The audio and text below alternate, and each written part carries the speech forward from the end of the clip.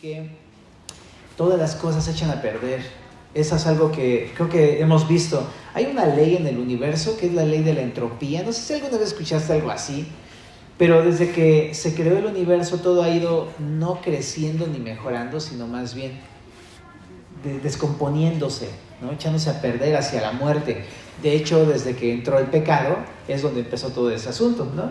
Pero lo vemos en las cosas cotidianas como la salud, ¿no? La salud se deterioran las cosas. O sea, a mí me encantaría haber conservado una guitarra bien padre que tenía de hace como 30 años, que me regaló mi papá, pero está llena de moho y ya ¿cómo le hago? O sea, y por más que la limpio ya la huelo y es como, o sea, huele muy mal, no sé qué hacerle, me va a salir una lana componer esa guitarra. Pero así con un chorro de cosas, sí te ha pasado, ¿verdad? Y es como, cómo me gustaría que esto no se echara a perder. Y así, ¿sabes? También pasa con el corazón.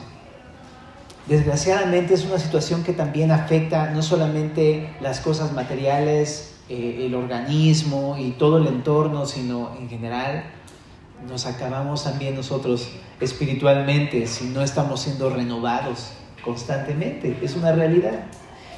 Y este pasaje habla precisamente de cómo el corazón del pueblo de Judá se deterioró.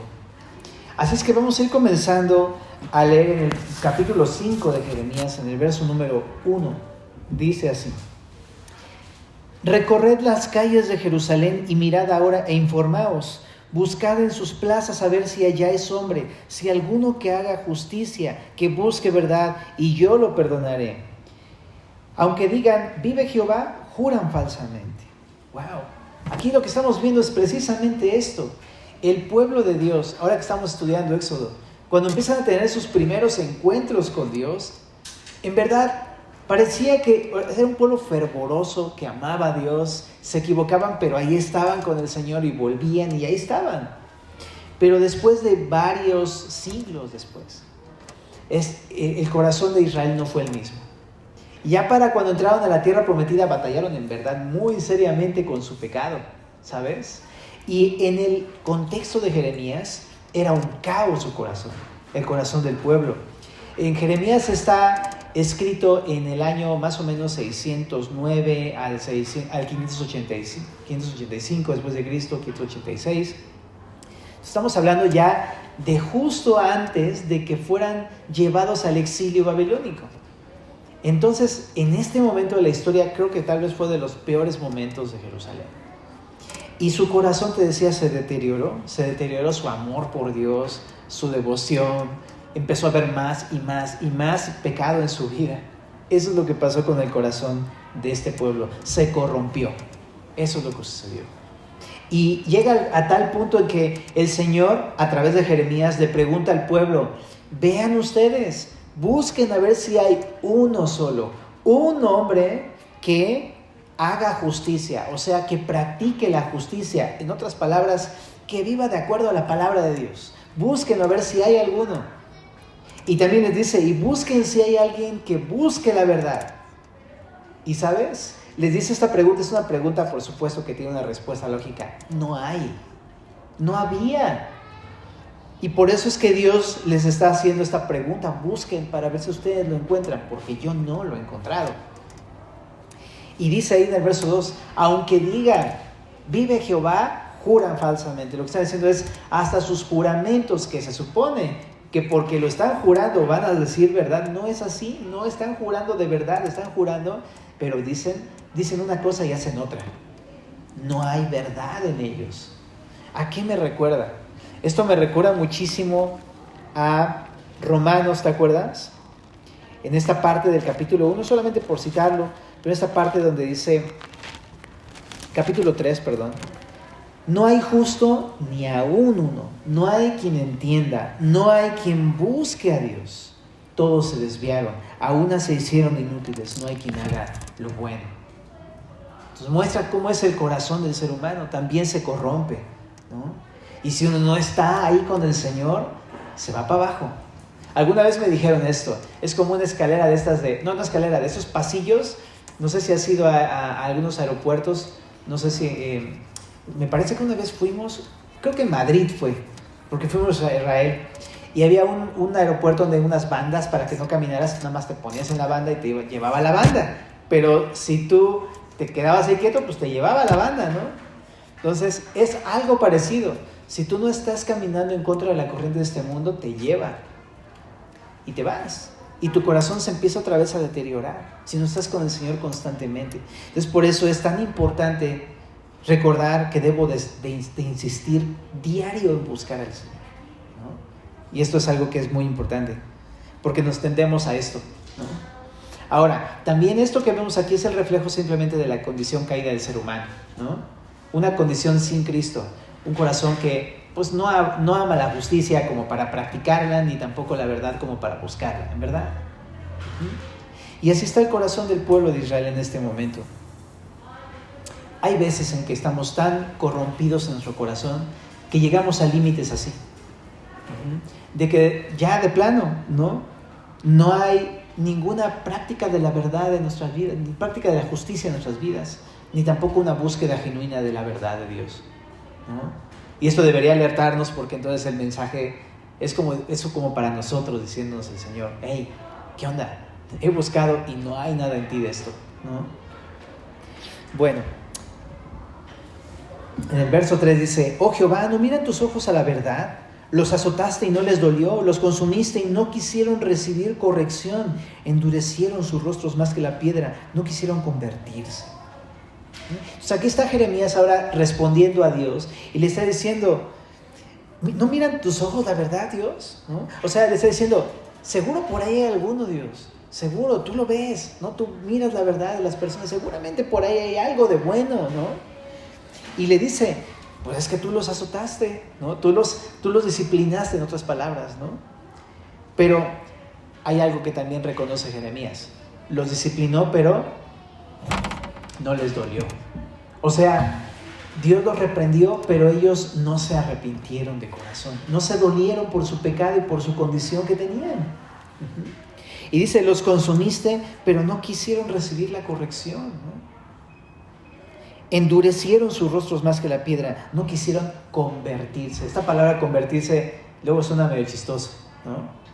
Convertirse habla de un cambio de corazón hacia Dios, ¿no? De eso habla, que uno buscaba cualquier otra cosa y ahora están buscando a Dios, pero no hay eso en ellos, ¿no? Y Jeremías lo reconoce y dice: sí, es cierto, ¿no? Pero Jeremías todavía sigue pensando: pero debe haber algo bueno por ahí, seguramente. Pero en el verso 4, fíjate lo que pasa. Yo dije: ciertamente estos son pobres, han enloquecido, pues no conocen el camino de Jehová y el juicio de Dios. Lo que está diciendo Jeremías es: yo pensé, a lo mejor simplemente es porque son personas ignorantes, una traducción dice son plebes, ¿no? O sea, son personas que no conocen a Dios, no les ha llegado a sus oídos la palabra de Dios, ¿no? Es lo que está diciendo, es que no conocen las demandas de Dios. Y por eso en el verso 5 dice Jeremías: voy a ir a los grandes y les voy a hablar, porque ellos conocen el camino de Jehová. Está diciendo: ¿sabes? Voy a ir con los líderes del pueblo y a ellos les voy a hablar, porque ellos sí conocen al Señor. Pero ¿qué pasa? Dice: el juicio de su Dios. Pero ellos también quebraron el yugo y rompieron las coyundas, o sea, sus ataduras. Lo que está diciendo Jeremías es: ¿sabes? Yo pensé que había algo de bueno todavía en el pueblo, algo por ahí, alguno que sí buscara la verdad y que practicara la justicia, pero me di cuenta que ni siquiera los líderes que conocen la palabra de Dios, ni siquiera ellos lo hacen. Todo Israel estaba corrompido en aquel momento. Es lo que está pasando en esa situación.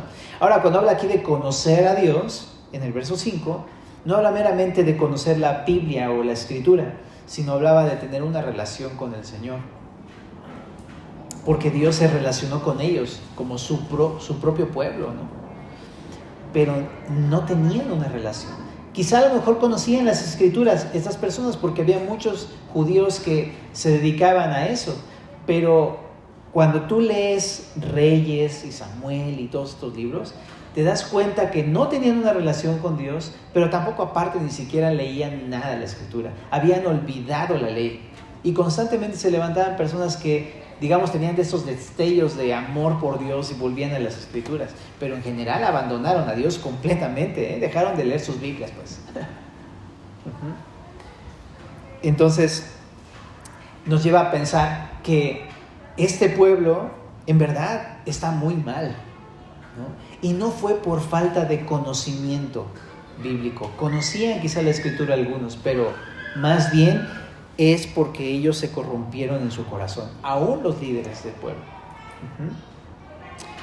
No recibieron la corrección, no les dolió, no se arrepintieron.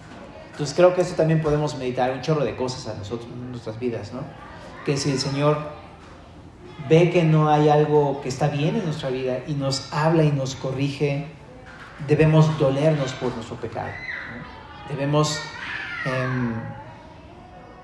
recibir la corrección. Es eso. Y otra cosa también que podemos reflexionar de esto es que no es, digamos, no significa que si lees la Biblia necesariamente ya tienes una relación con Dios. Hay algunas veces en que, aunque la leemos, realmente no estamos con Dios.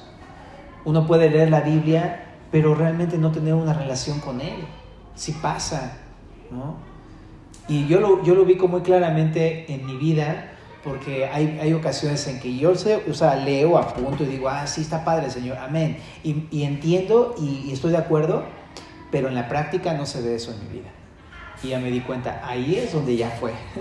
Ahí es donde ya no estoy yo teniendo una relación con el Señor real. Lo estoy escuchando, pero no estoy recibiendo lo que me está hablando, ¿no? Entonces tenemos que también cuidar esto, ¿no? Que pensemos que estemos bien porque conocemos la Escritura cuando realmente estamos perdidos como el pueblo de Judá en este momento.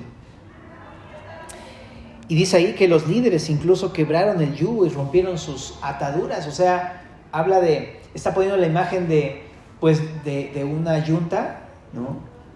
Muchas veces ocupa esta imagen de la yunta para hablar de la relación de Dios con su pueblo, ¿no? En este sentido de que va caminando junto con su pueblo y lo está ayudando, ¿no? Y todo, pero lo que estaba diciendo aquí, pero su propio pueblo dijo, no quiero este yugo, no quiero tus ataduras, me voy de aquí, ¿no? Entonces a veces hacemos exactamente lo mismo. Él quiere estar con nosotros, que tengamos una relación y decimos, es que no quiero, ya me cansé, ya me harté, ¿no? Y eso es lo que sucedió con el pueblo de Israel, y es lo que no debe de suceder con nuestros corazones. Pero seguimos en el verso número 6. Por tanto, el león de la selva los matará, los destruirá el lobo del desierto, el leopardo acechará sus ciudades. Cualquiera que de ellas saliere será arrebatado, porque sus rebeliones se han multiplicado. O sea, aquí hay otro problema, que no solamente pecaron una vez, sino que, dice ahí, sus rebeliones se han multiplicado. Fueron demasiadas. O sea, no solamente abandonaron a Dios, sino que pecaron y, digamos, se atascaron en el pecado. Ahí se fueron completamente. En el verso 7 dice, ¿Cómo te he de perdonar por esto? Sus hijos me dejaron y juraron por lo que no es Dios. Los sacié y adulteraron en casas de rameras, se juntaron en compañías. Como caballos bien alimentados, cada cual relinchaba tras la mujer de su prójimo. ¿No había de castigar esto? Dijo Jehová. ¿De una nación como esta no se había de vengar mi alma? O sea, aquí hay otro asunto. Te digo que se fueron a atascarse a su pecado, pero no solamente eso. Aquí el Señor saca a relucir muchos pecados que está haciendo el pueblo. Por ejemplo, dice que se rebelaron contra Él. Cuando habla de rebeliones, habla de alguien que está totalmente en contra de alguien, ¿no? Cuando se te rebela tu hijo, ¿no? ¿Qué estás diciendo cuando haces una frase así? Que se te puso en tu contra hostilmente, se rebeló. Entonces el pueblo se rebeló en contra de Dios. Y también dice el Señor, me dejaron, ¿no? Me dejaron. Estamos hablando de que tenían una relación con Dios, ahora rompieron esa relación. Y muchas veces en la Biblia se compara la relación con Dios como la relación de un matrimonio, que se supone es inseparable, pero una ruptura así es demasiado dolorosa, y así tal cual dejaron a Dios, ¿no? Y todo lo que involucra esa ruptura de ese lazo, Se rompía esa relación y lo dejaron. Y dice, y juraron por lo que no es Dios. O sea, aquí habla de apostasía. Abandonaron a Dios, abandonaron la fe en Dios. Y fueron desleales, dice, juraron por lo que no es Dios. O sea, con Dios juraban falsamente, pero resulta que sí eran muy leales con sus dioses paganos. Es que horrible, ¿no? O sea, yo nada más me pongo a pensar, o sea, que me sean infiel a mí y que se vayan, ¿no? Y que sea muy fiel con la otra persona, es como, ¿qué rayos está pasando? Y eso es lo que pasó con el pueblo de Israel. Qué fuerte es esto, ¿no?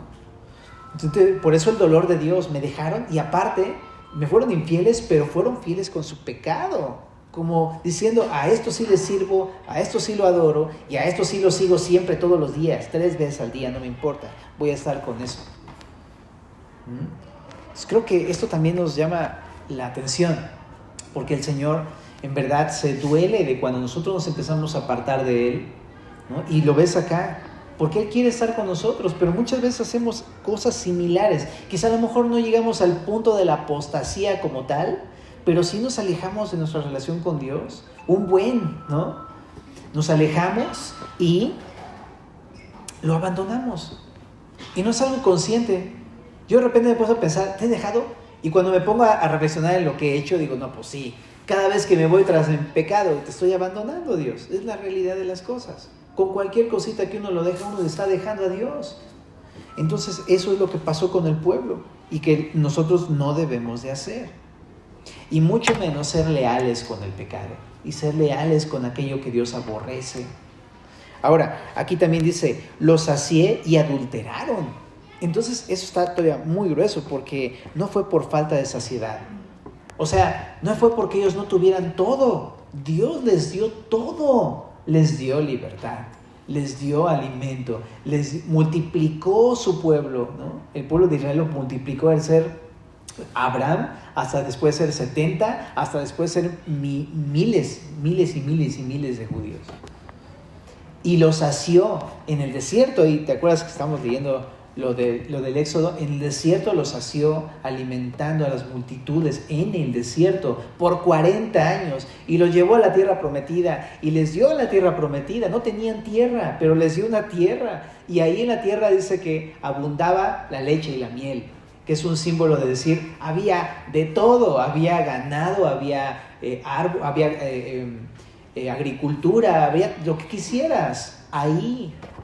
Todo lo tenían a Dios mismo ahí con ellos. Y dice Dios ahí, yo los sacié, en verdad no les faltaba nada conmigo. Y dice ahí, y adulteraron. Qué fuerte, ¿no? Entonces es eso, no fue por falta de saciedad, Dios les dio todo. Ahora me pongo a pensar en eso. Qué duro es pensar cuando uno abandona a Dios y después te cae el 20 que Él te ha dado todo. Y dices, pero ¿por qué? Si Él me ha dado todo, ¿por qué me aparto de Dios? ¿No se te hace que es algo totalmente ilógico? ¿No? Pero lo hacemos. Buscamos satisfacción en otra cosa, en cualquier otra cosa, ¿no? Buscamos llenura en cualquier otra cosa. Buscamos amor en cualquier otra cosa. Buscamos provisión en cualquier otra cosa. O sea, abandonamos a Dios con muchas cosas. Y no es porque nos falte algo. De repente es como, Dios, es que lo necesito y no me lo das. Eso no es cierto, Dios te ha dado todo. Y el problema es que no estamos contentos con lo que nos dan. Y por eso es que lo dejamos, porque nosotros somos los que no estamos contentos. Pero, ¿sabes por qué? Porque no estamos con Él. Porque si estuviéramos con Él, estuviéramos recibiendo todas las cosas. Pero el problema es que nos alejamos y luego nos quejamos. No me das esto y no me das el otro. Pero el problema no es Dios, el problema es uno que se alejó del Señor. Y dice ahí que adulteraron, ¿no? Y aquí habla como tal de adulterio, o sea, adulterio, el pecado como tal. Y dice que en casa de rameras se juntaron en compañías. Esto habla ya como tal de una inmoralidad terrible en el pueblo. Pero eso también va ligado con el adulterio espiritual, porque en aquel tiempo tú sabrás que a los dioses paganos, como a Acera, que era la diosa de la fertilidad, a Baal y demás, les rendían adoración a través de actos así, de este tipo. Entonces el adulterio aquí también tenía que ver con la adoración a sus ídolos paganos. Pero aquí dice que a pesar de que tenían a Dios, al Dios verdadero, prefirieron adorar a sus ídolos paganos, incluso hasta los extremos de la inmoralidad, ¿no? Entonces eso es lo que hizo el pueblo. Y qué triste es cuando nosotros empezamos a caer en la inmoralidad, no solamente adulterio como tal, en general la promiscuidad, ¿no? En general, en cualquier tipo de pecado de este estilo, porque todo eso también es idolatría, es abandonar a Dios. Pero es un reflejo de nuestra corrupción, de nuestro deterioro, cómo se va deteriorando el corazón cuando nos separamos de Dios. Y dice también acá, como caballos bien alimentados, cada cual relinchaba tras la mujer de su prójimo. ¡Wow! ¿No? Entonces intentaron saciarse con cualquier otra cosa. Y luego así también es una advertencia para nosotros, porque luego hacemos cosas similares. De repente, hablando un poquito de la inmoralidad, de repente pensamos que pues cierto pecadillo no es tan chiquito, no es tan importante, porque pues nadie lo ve, o porque pues nada más fue un desliz de una vez y así, pero realmente no. Esto habla de la gran distancia que existe entre Dios y nosotros, en verdad. Entonces, toda esta primera parte, lo que estamos viendo es cómo Dios empieza a hablar al pueblo. Miren, se han corrompido, se han deteriorado, no hay uno bueno, no hay uno justo, están llenos de idolatría, deslealtad a mí, inmoralidad sexual, mentira, ¿no? Dureza de corazón, no recibieron la corrección, ¿no? De hipocresía y todos esos pecados que estamos viendo. O sea, están totalmente atestados de mal, no es un poquito del pecado del pueblo de Judá. Dicho sea de paso, por eso podemos entender por qué Dios hizo un juicio a ese pueblo, ¿no? De repente, por si hay personas que piensan, qué duro fue Dios con su pueblo que permitió que se fuera en cautiverio. No. Estaban atestados de maldad y Dios tenía que cambiar eso, ¿okay? Entonces también quiero decir eso. Cuando Dios nos corrige y empieza a hablarnos así y todo, es porque quizá no es que tengamos solamente una pestañita ahí, ¿no? En el ojo metida. Es que quizá tenemos una viga en nuestro ojo, ¿no? Pero no la vemos. Entonces es eso. Ahora, esa es la primera parte. Pero en el verso 10, ahora aquí Jeremías comienza a hablar acerca de una disciplina o un castigo. Y dice, escalad sus muros y destruid, pero no del todo. Quitad las almenas de sus muros, porque no son de Jehová. Porque resueltamente se rebelaron contra mí la casa de Israel y la casa de Judá, dice Jehová. Negaron a Jehová y dijeron, Él no es, no vendrá mal sobre nosotros, ni veremos espada ni hambre. Antes los profetas serán como viento, porque no hay en ellos palabra. Así será a ellos. Lo primero que empieza diciendo Jeremías es que es como si estuviera Dios diciendo a los enemigos, diciéndoles, escalen sus muros. En otra traducción se entiende un poquito mejor. Lo traduce como, escalen los surcos de esta viña, ¿no? Más bien, probablemente se refiere más bien a muros con colinas y viñedos. A eso se refiere probablemente. También así está en varias traducciones, de hecho en la mayoría. Entonces muy probablemente se refiere más que un muro a una viña, ¿ok? Y está diciendo, escalen las viñas, y dice, y destruyanlas, pero no todo. Quiten las almenas. ¿Qué significa esto de almenas? Significa los sarmientos. Es decir, arranquen lo que está mal de esa viña.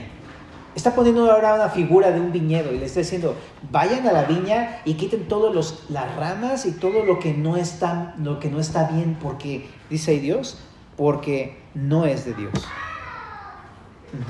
Ahí dice, porque no son de Jehová. O sea, alguien vino y sembró cosas ahí, pero no fue Dios el que lo hizo. Y Dios ahora, ¿qué va a hacer con su viña? La va a limpiar, ¿no?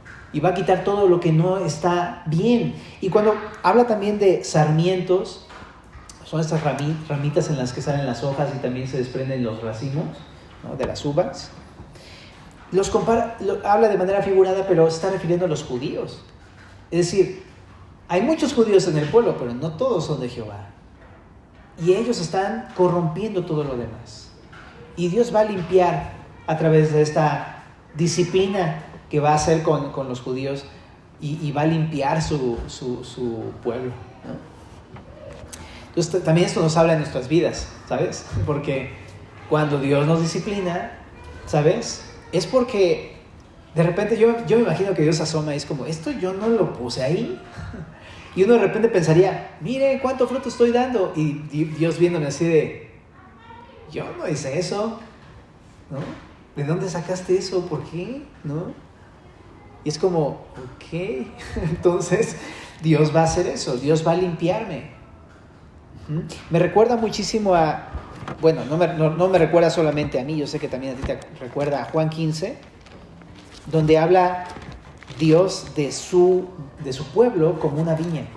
En Juan 15 dice en el verso número 1, yo soy la vid verdadera y mi Padre es el labrador. Todo pámpano que en mí no lleva fruto, lo quitará. Entonces, para empezar, hace esto. Cuando hay alguien que no es de Dios y que está contaminando al pueblo de Dios, muy probablemente lo quite de la comunión del pueblo, ¿verdad? Y eso pasa también con la iglesia. Pero en nuestra vida, cuando hay cosas que no son de Dios, las va a quitar. Y las va a quitar a través de una disciplina y las va a arrancar de nuestra vida. ¿Por qué?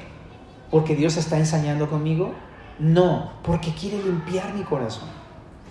De hecho, así pasa, y por eso aquí adelante dice en el verso 2, en Juan 15, y todo aquel que lleva fruto lo limpiará para que lleve más fruto. También habla de una obra de limpieza en el cristiano, en aquel que ya ha dado fruto, pero hay cosas que están estorbando y que no son de Dios, y Dios quiere limpiar eso. Ajá. Y muchas veces lo va a hacer a través de la forma en que lo va a hacer con el pueblo de Judá. Ahorita lo vamos a ver. Pero Dios quiere destruir esto, no tu vida, sino lo que estorba en tu vida, el pecado en tu vida. Eso es lo que sí quiere limpiar. En el verso 11 ya dice ahí por qué. Y no solamente es al pueblo de Judá, en general está hablando del pueblo de Israel y de Judá. Y tú dices, ¿qué no es lo mismo? No, el pueblo de Israel era el reino del norte y Judá era el reino del sur. Y juntos conformaban la antigua nación de Israel. Ajá. Pero ahí dice que tanto como el norte como el sur hicieron lo malo. O sea, Guatemala y Guatepeor, como decimos. Los dos hicieron lo malo. Y eso está interesante porque a lo mejor el pueblo de Judá del sur pensaba, yo no he pecado tan horrible como los del norte. Porque cuando tú ves la historia del norte, en Reyes, te das cuenta que fueron pésimos. Pero es como si Dios le dijera, aunque fueron pésimos, tú no te quedaste atrás, ¿eh? Entonces está bien fuerte esta exhortación también, porque uno puede pensar, pero si yo no me porté tan mal como aquel, ese cuate sí se pasó, ¿no? Pero es como, espérame, no te creas demasiado bueno, porque nosotros hacemos muchas cosas igual que están muy mal. En el verso número 12, negaron a Jehová, dice, ¿no? Dijeron no es, en otra traducción dice, dijeron no existe Dios, ¿no? Tal cual, qué loco, ¿no? Porque ellos habían conocido a Dios, lo habían visto en el monte Sinaí como pueblo, ahí estuvo con él, estuvo con ellos en el tabernáculo en el desierto, estuvo con ellos en el tabernáculo en Israel, y estuvo con ellos en el templo de Jerusalén, ya cuando Salomón lo realizó, ahí estaba Dios, y ellos decían, no, Jehová no existe, no es. Como, ¿what? ¿Cómo? ¿No lo vieron? ¿No se dieron cuenta de todas las veces que Dios intervino en ellos? Pero no reconocieron, aún viendo la evidencia, no reconocieron. Qué fuerte, porque uno podría llegar en su dureza y en su corrupción a negar al Señor también, decir no. Y tú dices, está muy lejos eso de mí. No, pues Pedro no se creía capaz de esto y Pedro lo negó, ¿no? Nosotros también podríamos llegar a estos límites de decir, no, yo no conozco a Dios, no sé ni quién es. ¿Por qué? Por quedar bien con tus amigos, por temor al que dirán, por aceptar las responsabilidades que conlleva el ser un cristiano, etcétera, lo que sea. Pero, ¿podemos hacerlo? Sí, sí podemos hacerlo, ¿no? Ellos negaron a Jehová, dice, y dijeron, no vendrá mal sobre nosotros. Es como si dijeran, ¿qué? ¿Tienes miedo de un juicio? ¿Qué te pasa? Dios no existe, no va a castigarnos. ¿Te suena algo parecido? ¿No has escuchado algo así en las redes sociales alguna vez? ¿O de algún vecino, algún comentario de una persona que no conoce a Dios? Personas que te dicen, ¿qué? ¿Crees en Dios, en la Biblia? ¿Qué te pasa? Eso no existe. ¿Juicio? Nunca va a pasar. ¿Qué te pasa? Estás loco, ¿no? Eres un religioso. Y es exactamente lo que estaba pasando con el pueblo. Ahora es bien triste Tú lo puedes entender de un no creyente, pero de un cristiano que diga esto, ¡wow! Y es exactamente eso. ¿Sabes? Nosotros podemos comportarnos exactamente igual que como un no creyente cuando estamos alejados de Dios. Y decir así, llegar al punto de decir, Dios no existe. Sí, sí puede pasar eso. Desgraciadamente, son límites que nunca nos gustaría explorar, pero que suceden. Y dice acá, ante los profetas serán como viento porque no hay en ellos palabra. Este versículo lo que sugiere es que probablemente hasta los profetas del pueblo de Israel enseñaban que no existía Dios. Puede ser una probable interpretación.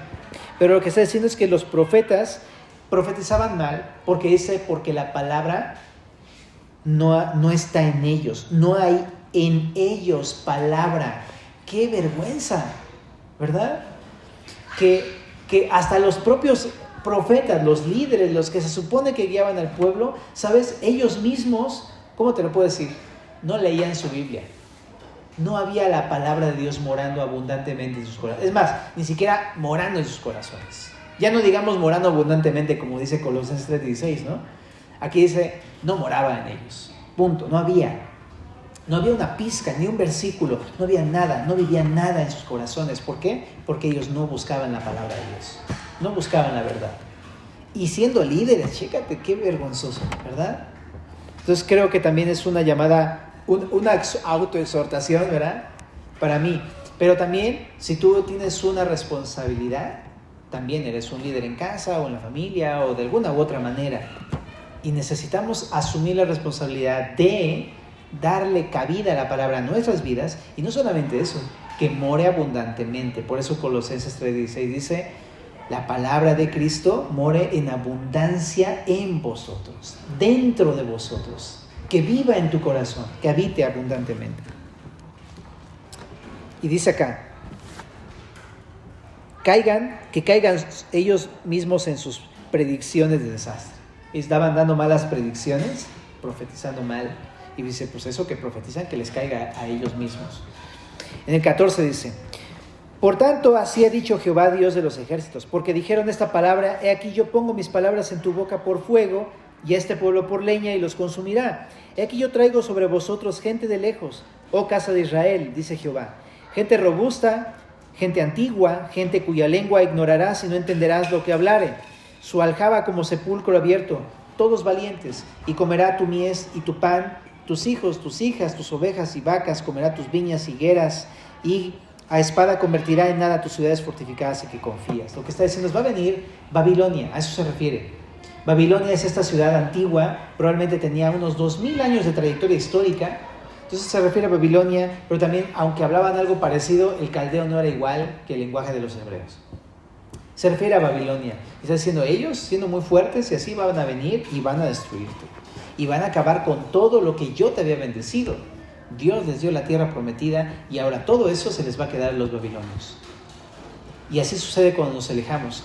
Todas las bendiciones que Dios nos da son destruidas por nuestro propio pecado.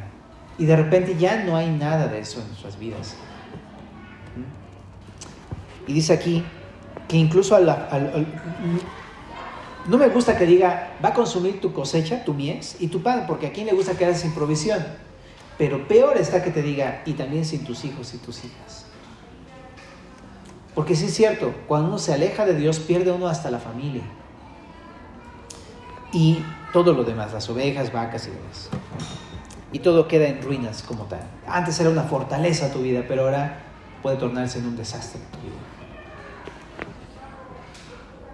Dice, no obstante, en aquellos días, dice Jehová, no los destruiré del todo.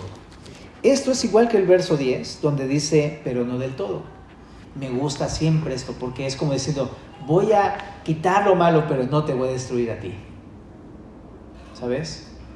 Y esa es la esperanza que tenemos, que aunque Dios sí disciplina, aunque el Señor sí limpia, aunque el Señor sí corrige, lo hace para nuestro bien. Y al final, es como cuando cortas un arbolito, no sé si seguro lo has hecho. Cortas un árbol y dices, mi mamá tenía un rosal ahí en el pasillo, y mi papá llegó así de, con permiso, papá, ese rosal no, ya lo corto. Bueno, ¿no? Se armó así, no te imaginas. Y acabo de ir hace unos días y el rosal está así, pero de este pelo, ¿no? Y es como, exacto, así pasa. Tú dices, ya acabó conmigo, pero no. Es que con eso vas a volver a tener el crecimiento que quiere Dios para tu vida. Entonces dice en el 19, y cuando dijeren, ¿por qué Jehová el Dios nuestro hizo con nosotros todas estas cosas? Entonces les dirás, de la manera que me dejasteis a mí y servisteis a Dios ajeno en vuestra tierra, así serviréis a extraños, en tierra ajena. Verso 20, vamos a la última sección. Anunciad esto en la casa de Jacob y haced que esto se oiga en Judá diciendo, oíd ahora esto, pueblo necio y sin corazón, que tiene ojos y no ve, que tiene oídos y no oye. Esta frase está muy fuerte. ¿Qué va a hacer Dios? Va ahora a ver algo que el pueblo no sabía que Dios estaba viendo, su corazón. ¿Okay? Y toda esta sección tiene que ver con el corazón del pueblo. Lo anterior fue la corrupción que se veía, pero ahora va hacia el corazón del problema, su corazón de ellos. Y le dice, escuchen, pueblo necio y sin corazón. Qué fuerte frase, qué dura frase, ¿verdad? Dios a veces habla fuerte porque no entendemos. Eso es lo que sucede. Y les dice de una manera, ahora sí que es fuerte, pero es real. Les dice, necios. Y sí, porque ellos cuántas veces en la historia del pueblo de Israel no estuvieron llevándole la contra... Eran Judá Contreras para servirle a usted, ¿no? Así. Porque Dios le decía, no hagas esto, y ahí iban. Todo el tiempo en la historia es asombroso. Cientos de años de rebeldía. Estamos hablando que lo sacó de Egipto en el año 1440 aproximadamente. Y esta cautividad fue en el año 605, comenzó. Estamos hablando de aproximadamente, son más de 800 años de pura necedad. Me dirás si Dios no es paciente.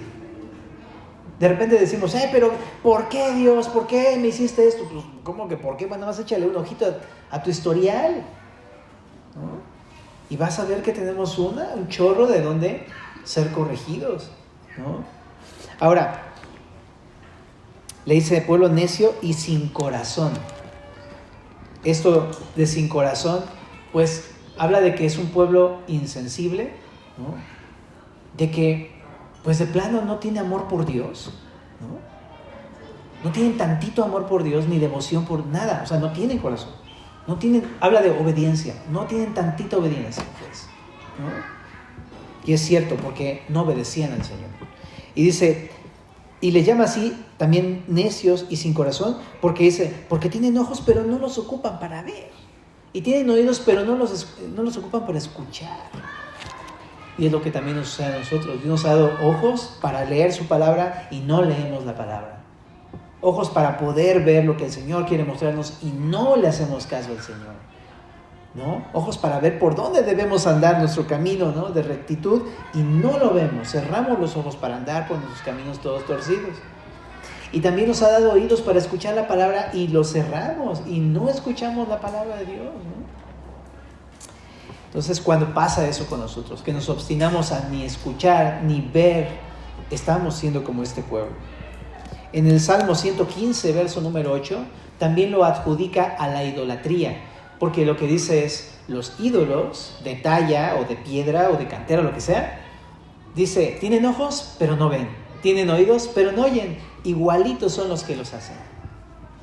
Y habla de la idolatría, y es probablemente eso a lo que se refiere también, que ellos estaban así porque se volvieron así, no porque Dios los haya vuelto así, ellos se volvieron así al volverse desleales a Dios, porque abandonaron a Dios y se volvieron idólatras, ¿no? Entonces es eso. Cuando empezamos a darle cabida a nuestro pecado, a nuestro ídolo, y lo adoramos y lo amamos más que a Dios, empezamos a volvernos así igual de necios y sin corazón que el pueblo de Judá. Pero vamos al verso 22. A mí no me temeréis, dice Jehová, no os amedrentaréis ante mí, que puse arena por término del mar, por ordenación eterna, la cual no quebrantará. Se levantará tempestades, mas no prevalecerán. Bramarán sus ondas, mas no la pasarán. No obstante, este pueblo tiene corazón falso y rebelde. Se apartaron y se fueron. No dijeron en su corazón, Temamos ahora a Jehová, Dios nuestro, que da lluvia temprana y tardía en su tiempo y nos guarda los tiempos establecidos de la siega o de la cosecha. Entonces lo que está diciendo aquí Dios es, ¿por qué no me tienen miedo? Lo que está diciendo, este es un pueblo sin temor de Dios, sin tantito temor. Está diciendo, ¿cómo no me temen si yo fui el que, así que yo soy el que le dije al mar hasta aquí y no pasas y me obedeció y no hay nadie que se me pueda poner en mi contra y tú vienes a mí a decirme, vienes a ofenderme, vienes a pecar contra mí y vienes a hacer lo que quieres, a desobedecer? Qué fuerte, ¿no? Pero eso es lo que está diciéndole al pueblo, que ni siquiera la misma creación ni nada en el universo le desobedece y ellos, su pueblo, lo hacen. Entonces, eso también está bien fuerte para nosotros, porque, pues sí es cierto, ¿cómo es que Dios, que hizo todas las cosas y es el soberano y el poderoso, el omnipotente y todo, que todo se le somete a sus pies y nosotros somos los únicos, incluso como cristianos, que hacemos lo peor y a veces hasta somos conocidos como lo peor de la ciudadanía? Eso está muy fuerte, ¿no? Entonces, si es una reprensión para nosotros de decir, hey, no debemos de ser como los demás, no debemos de ser así, debemos de tener temor de Dios. Y todavía más aún porque a nosotros nos escogió como al pueblo de Israel, nos liberó, nos escogió, nos hizo su pueblo, nos proveyó, nos amó, está con nosotros y demás bendiciones. Con mayor razón deberíamos temerle, ofenderle, porque Él nos ha sido bueno siempre, ¿no? Y en el verso número 24 dice que nos dijeron en su corazón. A lo mejor uno puede decirlo con su boca, ¿no? No, sí, ya voy a tener el temor de Dios, ahora sí voy a obedecer. Pero de eso a que temamos realmente en el corazón, eso es muy distinto. Es una decisión que se toma en el corazón. Voy a obedecerte con todo mi corazón, Señor, porque tú has sido bueno conmigo. Y es una decisión en el corazón. Ahora, creo que una de las cosas que nos animan mucho a eso es cuando Dios te bendice y derrama bendición, así de que te da, no te lo esperabas y de repente te llegó un aguinaldo adelantado, ¿no? Y es como, pues que esto nos debe motivar a decir, pues con mayor razón voy a amar a mi Dios y voy a temer a mi Dios porque Él me provee y me ama. En el verso 25 dice, vuestras iniquidades han estorbado todas estas cosas. O sea, lo que está diciendo Dios es, no temieron a Dios, no tuvieron temor aunque Dios los bendijo y por eso estas iniquidades han estorbado la bendición de Dios en sus vidas. La lluvia tardía y temprana. O sea, que Dios te bendiga y te prospere y te ayude y te consuele y te anime y te fortalezca y te dé salud y un buen de cosas. Pero sí es cierto, hay veces en que Dios permite todo esto para que podamos darnos cuenta, no estamos teniendo temor de Dios, estamos alejados de Dios. Y sí, nos quita bendiciones, ¿no? Entonces, bueno, verso 26 dice, porque fueron hallados en mi pueblo impíos. Qué loco, ¿no? Se supone que en su pueblo debían ser hallados piadosos, muchos piadosos, ¿no? Es Israel, ahí está Dios con ellos. Y se supone que tú si ibas a viajar a Israel, verías el templo, la gloria del Señor y todo el pueblo así, ya sabes, ¿no?